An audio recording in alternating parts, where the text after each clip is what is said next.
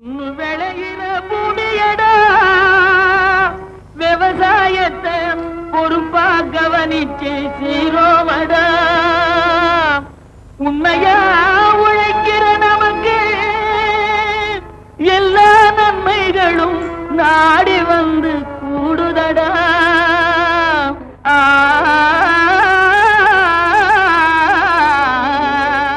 அறுசுவை உணவென்று அறுதியிட்டு கூறினாலும் கசப்பின் சுவையை விரும்புவோர் மிக குறைவுதான். ஆனால் கசப்பின் சுவையை இப்பொழுது காலத்தின் கட்டாயத்தின்படி விரும்ப ஆரம்பித்துள்ளார்கள். கசப்பின் மருத்துவம் அறிந்து அதனை இன்று ஆதரிக்கின்றனர். எதை பற்றி கூறுகிறேன் என்று நோக்குகின்றீர்களா? பாகல் பற்றி தான் பேசிக்கொண்டிருக்கிறேன். இந்த பாகலை பொறுத்தவரை இது இன்று உலக அளவில் வரவேற்கப்படுகிறது. இதன் மருத்துவ குணம் அறியப்பட்டு எனவே இன்றைய நிகழ்ச்சியில் பாகல் விதை தேர்வு மற்றும் அதன் மேலாண்மை குறித்து நமக்கு விளக்குகிறார் கடலூர் மாவட்டம் பாலூர் காய்கறி ஆராய்ச்சி நிலைய இணை பேராசிரியர் முனைவர் வி பரமசிவம் அவர்கள்.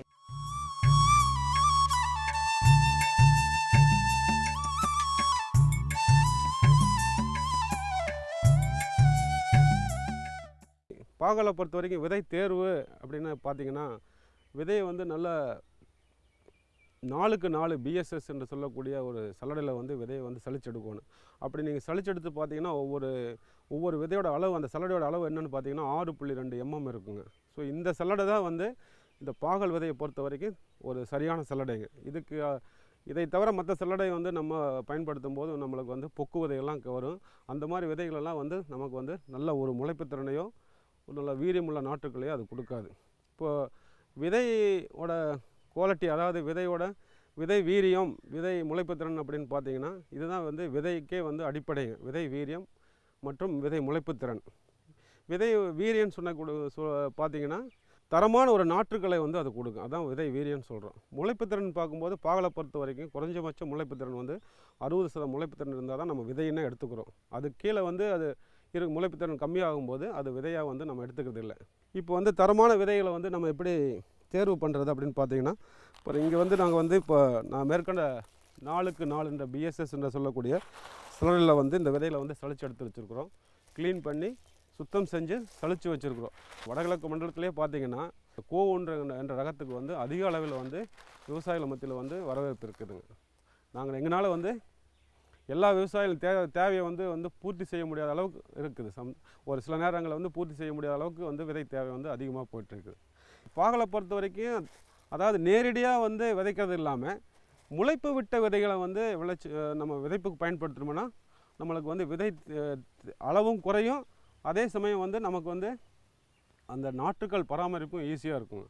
இப்போ வந்து முளைப்பு விட்ட விதைகளை வந்து பாகலை வந்து எப்படி நம்ம செய்கிறது இல்லை, இதுக்குன்னா என்ன தொழில்நுட்பம்னு பார்த்தீங்கன்னா, இந்த பாகல் விதைங்க ஒரு வாளிலையோ இல்லை கண்ணாடி குடுவிலையோ வந்து விதைகளை வந்து நம்ம எடுத்துகிட்டு விதையோட அளவில் வந்து சம அளவுக்கு வந்து தண்ணி ஊற்றணும். ஸோ விதையோட அளவுக்கு வந்து சம அளவு வந்து தண்ணி ஊற்றிட்டு இந்த விதைகளை வந்து 4 மணி நேரம் வந்து ஊற வைக்கும். இந்த மாதிரி 4 மணி நேரம் ஊற வச்ச பிறகு ஒரு ஈர காடா கிளாத்தில் வந்து இந்த விதைகளை வந்து பரப்பிடணும். அதுக்கு மேலே வந்து மறுபடியும் வந்து ஈர காடா கிளாத்துக்கு வச்சு மூடி வைக்கணும். வந்து இதில் ஒரு 4லேருந்து 5 நாள் இப்படி வச்சுருந்தோம்னா நமக்கு வந்து முளைப்பு விட்ட விதைகள் வந்து கிடைக்கும் பாகலில். அந்த விதைகள் எடுத்துகிட்டு போயிட்டு மறுபடியும் விதை நேர்த்தி செஞ்சு நம்ம விதைப்புக்கு பயன்படுத்தணும். விதை முளைப்பு திறனை எப்படி நம்ம வந்து கண்டுபிடிக்கிறது?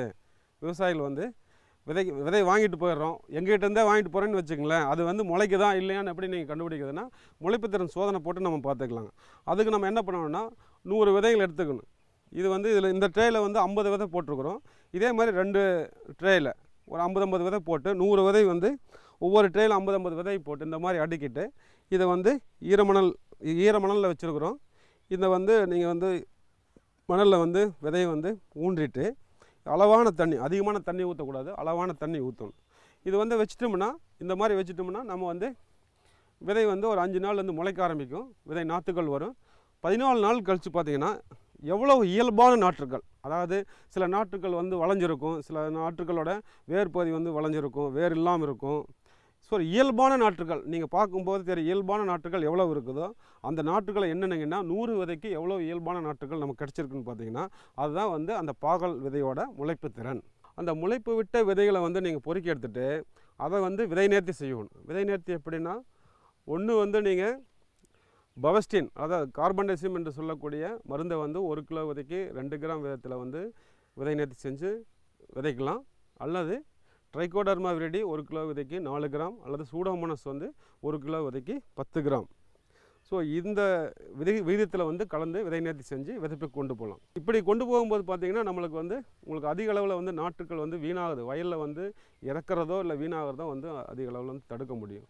கோவை மாவட்டம் கீரணத்தம் கிராமத்தை சேர்ந்த பால் பண்ணையாளர் பயனாளி க. சுந்தரமூர்த்தி அவர்கள் தனது அனுபவங்களை நம்மிடையே பகிர்ந்து கொள்கிறார். கோயம்புத்தூர் மாவட்டத்தின் சத்தியமங்கலம் செல்லும் சாலையின் மேற்கு பகுதியில் கீரணத்தம் என்னும் எளிய கிராமம். புஞ்சை நிலத்தின் இனிய வரவேற்பு. அமைதியான இக்கிராமத்தின் நடுவில் ஆரவாரமின்றிய அழகிய குடில். உழைப்பும் மன உறுதியும் ஒருங்கே மூலதனமாக கொண்டு வாழ்வின் கரடுமுரடான பாதைகளை செப்பனிட்டு வளரும் பால் பண்ணையாளர் திரு க. சுந்தரமூர்த்தி. வாழ்வின் துவக்கத்தில் பஞ்சாலையின் தொழிலாளியாக தனது வாழ்வினை துவங்கிய அவர் பின்னர் பொருளாதார தேடுதலில் அவ்வேலையை தவிர்த்துவிட்டு நண்பரின் பால் பண்ணையை பார்த்து தானும் அதுபோல் செய்யலாமே என்ற எண்ணம் கொண்டு ஆரம்பித்தார். இன்று அவர் பால் பண்ணையார். இது அவரின் கதை. இப்போ ஒரு 4 மாடு 5 மாடு இருக்குமுங்க வீட்டில். சரி, இதையே பெருசு பண்ண என்னென்னு ஒரு ஐடியா கேட்குறப்போ ஒரு சிவராசன் சொல்லிட்டு பனிமலை ஒரு அப்போ 50 மாடு வச்சுருந்தாருங்க. அவர்கிட்ட போய் கேட்குறப்ப தாராளமாக செய்யலாம் அப்படின்னாருங்க. அப்புறம் அப்படியே படிப்படியாக மாதம் 2 மாடு 3 மாடு வாங்கி அப்படியே செத்துனேன். இப்போ எடுத்த உடனே 100 மாடு வாங்கி செட்டு போட்டு இது பண்ணோன்னா முடியாது, அனுபவம் வராதுங்க. ஒரு 4 மாதம் 100 மாட்டுக்கு உண்டான பால் வருங்க. அப்புறம் அடுத்த 4 மாதத்துக்கு பால் இருக்காது, மறுபடியும் 100 மாடு வாங்கணும். அது வாங்க முடியாது. மாதம் 4 மாடு 5 மாடு வாங்கும்போது நம்மளுக்கு ஒரு அனுபவம் ஆயிரு. அது மாதிரி இது மாதிரி அப்படியே படிப்படியாக பண்ணி இன்றைக்கி ஒரு 75 மாடு இருக்குதுங்க. இல்லை அப்படி ஆரம்பிக்கும் போது ஒரு ஸ்டேஜில் வந்து ரொம்ப நஷ்டமடைய ஆரம்பிச்சதுங்க. ரொம்ப நஷ்டமடைய ஆரம்பிக்கிறப்போ கால்நடைத்துறை ஆராய்ச்சித்துறைக்கு போனேன். சொன்ன முத்தேடில் இப்போ ஃபாலோ பண்ணும்போது மாதம் ஒரு நல்ல லாபகரமான தொழிலாக இருக்குது. இந்த கறவை மிஷினு புல் மட்ட மிஷின் எல்லாம் வாங்கும்போது ஒரு 10 நிமிஷம் நம்மளுக்கு ஒரு 2 மணி நேரத்தில் முடிகிற வேலை 10 நிமிஷம் முடியுதுங்க. அது மாதிரி புதுசாக அவங்க சொல்கிறதுக்கு அடாப்ட் பண்ணிட்டு வந்தோம்னா மாடுகளுக்கும் எந்த மாதிரி நோயும் இல்லாமல் பால் கறக்கிறதுக்கு ஈஸியாக போகுது. பில்லு போடுறதுக்கு மாட்டுக்கு ஒரு அளவுனா அளவாக போட்டுக்கலாம். புல்லை அளவுனா நம்ம வெட்டினா நம்மளுக்கு எவ்வளோ அளவுன்னு தெரிஞ்சு போகும், வேஸ்ட் ஆகாதுங்க பில்லு. பால் கறக்கும் அப்படித்தான் 4 நிமிஷத்தில் 4 மாடு 3 மாடு கறந்துடலாங்க. இல்லைன்னா ஆள் பிடிச்சிட்டு இருக்கணும். நிறைய சிரமங்கள் இல்லாமல் அவங்க விட்டு போனவனால தான் பண்ணைய லாபகரமாக நடக்குதுங்க. எனக்கு ஒரு 3 பயிற்சிக்கு போனேன். அப்போவும் அவங்க சொல்கிறதுக்கு இப்போ பண்ணலாமா வேண்டாமான்னு யோசனை பண்ணி ஒரு 1.5 வருஷம் போயிடுச்சு. அப்புறம் அவங்க சொல்கிறத வச்சு ஒவ்வொன்றா படிப்படியாக முதல் பால் கறக்கிற மிஷின் வாங்கினுங்க. அது கொஞ்சம் இருந்தாச்சு. அப்புறம் 2வது வந்து புல் வெட்டுற மிஷின் வாங்கினேன். அப்புறம் தீவன செலவு நல்லா கம்மியாச்சுங்க. 3வது வந்து மடி நோய் நிறைய இருந்ததுங்க. அப்போ அங்கே பயிற்சி மையத்துலேருந்து வந்து இந்த எப்படி மடி நோய் கண்டறியுதுன்னு சொல்லி பொட்டாசியம் வரும் செட்டு க்ளீன் பண்ணோன்னு எப்படி முறையெல்லாம் சொல்லி கொடுத்தவனால போட்டதை இப்போ பண்ணையில் மடி நோயே இல்லைங்க. மடி நோய் வராமல் இருக்கிறதுக்கு நம்ம பால் கறந்தோடனே மாடு ஒரு 1/2 மணி நேரம் படுக்கூடாதுங்க. அந்த 1/2 மணி நேரத்தில் நான் என்ன பண்ணேன்னா ஒன்றா தீனி போட்டுருவாங்க, இல்லைன்னா தண்ணி வைக்கும்போது ஒரு 10-20 நிமிஷம் ஆயிருமுங்க. கரெக்டாக தீனி போட்டு தண்ணி வைக்கும் மாடு ஒரு 1/2 மணி நேரம் 3/4 மணி நேரம் படுக்காதுங்க. அதனால் மாடு கறந்த உடனே ஒரு 1/2 மணி நேரம் படுக்க விடாமல் இருந்துட்டால் ஒரு 90% மடி நோய் வராமல் காப்பாற்றிடலாமுங்க. மாடு கறந்த உடனே படுத்துதுன்னா மடி நோய் கண்டிப்பாக வரும். மாடு கறந்த உடனே ஏன் மாடு படுக்குதுன்னா மாடு ஹெல்த் இல்லைன்னா கண்டிப்பாக படுத்துடுங்க. அதுக்கு உண்டான தீவனத்தை கரெக்டாக கொடுத்துட்டோம், ஊட்டச்சத்து கரெக்டாக கொடுத்துட்டோம்னா மாடு படுக்காதுங்க எப்போவுமே. அதில் அந்த படுக்க கூடாமல் பண்ணிட்டோம் மடி நோய் வந்து நம்மளுக்கு வேண்டாது. அப்படி மடி நோய் வருதுன்னா செட்டு வந்து க்ளீனாக வச்சுருக்கணுங்க. ஒரு வாரத்துக்கு ஒருக்கா ப்ளீச்சிங் போட்டு கழட்டணுங்க. அப்படி மடி நோய்க்கு இது சந்தேகம் வந்தால் பொட்டாசியம் வர மாட்டேங்கிறது அப்படியே மடி கழுவி கறந்துட்டோம்னா மடி நோய் வரதுக்கு சான்ஸே இல்லைங்க. நம்மளோட கேர்லெஸ்னால தான் மடி நோயை வர்றது. தீவன பராமரிப்பில் வந்து முதல்ல மக்காச்சோள் தட்டு வெட்டாமல் அப்படியே போடுவோங்க. இப்போ வெட்டி போடுறதால ஒரு மாட்டுக்கு எவ்வளோ பால் கறக்குது அதுக்கு தகுந்த மாதிரி நம்ம அளவை கூட்டி குறைச்சி போடும்போது நம்மளுக்கு அதில் ஒரு 25% நம்மளுக்கு தீவனம் மிச்சமாகுதுங்க. மாடு வேஸ்ட் இல்லாமல் ஒரு துரும்பு கூட இல்லாமல் சாப்பிட்டு போடுது, பிரச்சனை இல்லாமல் இருக்குதுங்க. மாட்டுக்கு ஜீரண சக்தியும் சீக்கிரம் ஆகி போகுது. கலப்பு தீவனம் முதல்ல வந்து புண்ணாக்கு பருத்தி கொட்டையெல்லாம் போட்டிருந்து இப்போ வந்து தாதுப்பு ஒவ்வொரு மாட்டுக்கு உண்டான ஹெல்த்துக்கு உண்டான ஒரு பவுடர் வகையெல்லாம் சொன்னாங்க. அதெல்லாம் போடங்காட்டி அந்த செனை பிடிக்கிறது கரெக்டாக செனைக்கு வராத மாடு கரெக்டாக அந்த செனை பிடிக்காமல் இருக்கிறதால இப்போ வந்து எந்த பிரச்சனையும் இல்லாமல் அந்த 21 நாள் கரெக்டாக குழாய் அடித்து மாட்டு செனைக்கு வந்துடுதுங்க. அந்த செனை பிடிக்காத பிரச்சனையும் இல்லைங்க. அந்த தாதுப்பு இதெல்லாம் போட்டவனால செனை பிடிக்காத பிரச்சனையும் இல்லைங்க. இப்போ மாட்டில் பண்ணையில் வந்து இப்போது 100க்கு 60% அந்த செனை மாடை இருக்குதுங்க. ஒவ்வொரு மாட்டுக்கு ஒரு 17 மாடு வச்சுருக்கோமுங்க. ஒரு நம்பர் போட்டு ஒரு மாட்டுக்கு ஒரு பேர் மாதிரி வச்சு ஒரு 17 மாடு வச்சுருக்கணுங்க. அதுக்கு கரெக்டாக அந்த செனை ஊசி போடுற டைமு டேட்டு எல்லாம் நோட் பண்ணி வச்சுட்டா அடுத்து நம்மளுக்கு எப்போ அந்த மாடு கண்ணு போடும் நம்மளுக்கு கரெக்டாக தெரிஞ்சிருமுங்க. எவ்வளோ லிட்டர் பால் வருதுன்னு அதில் தெரிஞ்சிடும். அப்போ நம்மளுக்கு பால் தேவையை பொறுத்து மாடு வாங்கலாமா வேண்டாமான்னு ஒரு கணக்கு நம்மளுக்கு தெரிஞ்சிடும். அதனால் அந்த பதிவேடுகளில் கரெக்டாக தீவனம் வாங்குறது போடுறது எவ்வளோ லிட்டர் பால் ஒரு நாளைக்கு வருது எல்லாமே பதிவேட்டில் பதிவு பண்ணிகிட்ருக்குறோமுங்க. அதனால் நம்மளுக்கு அந்த பாலோட அளவு எவ்வளோ கம்மியானாலும் தெரிஞ்சு எச்சானாலும் தெரியும், எந்த மாடு எப்போ கண்ணு போடுன்னு நம்மளுக்கு கரெக்டாக தெரிஞ்சுது. அப்போ சப்போஸ் கண்ணு போடல 4 லேட் ஆச்சுன்னா நம்ம 2 மாடு சேர்த்து வேணால் அந்த பால் அளவு ஒரே மாதிரி கரெக்டாக போயிட்டுருக்குமுங்க. கோப்போர் புல் போட்டிருக்கிறோமுங்க, இந்த ஆராய்ச்சி துறையிலேருந்து கொடுத்தாங்க. அது கோப்போர் இப்போ ஒரு 1/2 ஏக்கரா போட்டிருக்குறேங்க. பண்ணைக்கு ஆட்கள் பற்றாக்குறைன்னா அவங்களுக்கு உண்டான வசதிகள் செஞ்சு கொடுத்தா இருப்பாங்க. அவங்க கேட்குற சம்பளம் கொடுத்தாங்கன்னா வேலை செய்கிறவங்களுக்கு நான் தகுந்த சம்பளம் கொடுத்தா அது கண்டிப்பாக இருப்பாங்க. வேலை பற்றாக்குறைங்கிறது நாமளும் சேர்ந்து பண்ணி நம்ம எவ்வளோ கஷ்டப்பட்டோம் அதே மாதிரி தான் அவங்களுக்கு அந்த கஷ்டம் இருக்குங்க. இந்த காலகட்டத்தில் அவங்களுக்கு என்ன சம்பளம் எதிர்பார்ப்பாங்க, அவன் சம்பளம் எதிர்பார்க்குற சம்பளம் கொடுத்துட்டு ஆள் பிரச்சனை வராதுங்கள. பால் கறக்கிறதுக்குங்க மெஷினும் வச்சுருக்கிற ஆளும் வச்சுருங்க. இப்போ நம்மளுக்கு கரண்ட் எந்த நேரம் போகுது எந்த நேரம் வருதுன்னு தெரிய மாட்டேங்குதுங்க. அதனால் கறக்கிறதுக்கு ஆளையும் கரண்ட் இருந்தால் மெஷினை வச்சு கறந்துடலாம். மெஷினு கறந்தால் சுத்தமாக பாலை கறக்கலாமுங்க. மடியில் பால் தங்காது, இது தூசெல்லாம் பால் ஒழுகாது. கறக்கும் போது தூசு ஒழுகு எல்லாம் ஒழுகு. அதனால் கரண்ட் 24 மணி நேரம் இருந்துச்சுன்னா மிஷினே வச்சு கறந்துக்கலாம். கரண்ட் இல்லைன்னா ஆள் வச்சு தான் கறந்தாகணுங்க, ஒன்றும் வேறு வழி இல்லைங்க. அதனால் கறவைக்கு மிஷின் பயன்படுத்துகிறத பெஸ்ட்டாக தெரியுதுங்க. இப்போ ஒரு சில இடத்துலைங்க பெரிய மாடாக இருந்தால் நம்ம காரை போட்டு விட்ருக்குங்க. அது படுத்தந்திரிக்கும் போது முட்டியிலெல்லாம் வீக்கம் வரும். அதுக்கு வேண்டி இந்த மேட்டுன்னு சொல்லி கவு மேட்டுன்னு சொல்லி ஒன்று இருக்குங்க. அது நம்ம ஒன்று 2500. அதனால் நம்ம ஒரு பெரும்பாலான நல்ல மாட்டுகளுக்கு அது மேட்டை போட்டு வச்சுன்னா அது பாலும் சுரக்கிறது நல்லா இருக்குங்க. மாடு எந்திரிச்சு படுக்கிறதுக்கு ஈஸியாக இருக்குங்க. இயன்ற சமயத்தில் அதுக்கு போட்டுட்டோம்னா கண்ணு குட்டிக்கு அடிலாம் அடிபடாதுங்க. அதனால் அந்த மேட்டு போட்டுட்டு ஒரு கால்நடைக்கு கொஞ்சம் ஆரோக்கியமாக இருக்குங்க. அடுத்தது இந்த செட்டு கழுவும் போது இந்த தண்ணி, இந்த சாணம் கழுவி மாடு கழுவுற தண்ணியெல்லாம் ஒரு குழி மாதிரி வெட்டி வச்சுருக்குங்க. அந்த குழியிலேருந்து எடுத்து லாரி வச்சு நான் 1 ஏக்கரா கோப்போர் புல் பயன்படுத்திட்டு இருக்கேன். அதை வேஸ்ட் பண்ணாமல் உரமே கொடுக்காமல் அந்த தண்ணியை வச்சு கோப்போர் உரம் 1 ஏக்கரா தயாரிச்சுட்டு அந்த மாட்டுக்கு 10 நாளைக்கு எனக்கு 75 மாட்டுக்கு போதுமானதாக இருக்குதுங்க. அந்த தண்ணி வேஸ்ட் தண்ணியுமே எடுத்து வயல் கொட்டுறணுங்க. டைரெக்டாக வயல் கொள்ள முடியாதுங்க. அதை எடுத்து வயல் கூடும்போது நம்ம 1 ஏக்கரா பாய்க்கிறோங்க. அது மாதிரி பண்ணிக்கலாம். மாடுக்கு ஆவரேஜ் பண்ணையில் ஒரு மாடு 10 லிட்டர் கறந்தால் நல்ல லாபமுங்க.